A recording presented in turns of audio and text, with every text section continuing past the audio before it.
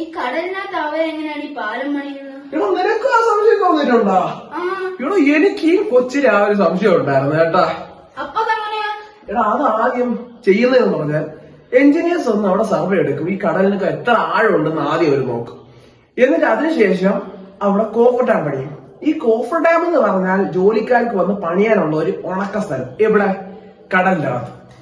Coffer dam രണ്ട് രീതിയിൽ പണിയാൻ പറ്റും. ഒന്ന് ഷീറ്റ് പൈൽസ് ആയിരിക്കും, അല്ലെങ്കിൽ കാഷ്യൂൾസ് ആയിരിക്കും. ഈ ഷീറ്റ് പൈൽസ് എന്ന് പറഞ്ഞാൽ വലിയ ഷീറ്റുകൾ ഉണ്ടെന്ന് എന്ത് ചെയ്യും, കടലിന്റെ അടിത്തട്ട് വരെ കുത്തി നിർത്തും.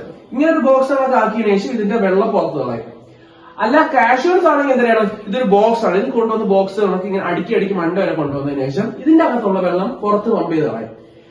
അത് പമ്പ് ചെയ്ത് കളഞ്ഞതിന് ശേഷം ജോലിക്കാർക്ക് എന്ത് ചെയ്യാൻ പറ്റും, ഇതിന്റെ അകത്ത് റീഎൻഫോഴ്സ്മെന്റ് ഇട്ടതിന് ശേഷം കോൺക്രീറ്റ് ഒഴിച്ച് ഫൂട്ടിങ് സെറ്റാക്കാം. ഫൂട്ടിങ് സെറ്റാക്കിയതിനു ശേഷം സാധാരണ ഒരു പില്ലർ പോലെ മണ്ടയിലോട്ട് അവർക്ക് പണിത് കയറ്റാൻ പറ്റും. പിന്നെ ഇതിനു ശേഷം അവരെന്ത് ചെയ്യും, കോഫർ ഡാം ഒഴിവാക്കി മാറ്റും.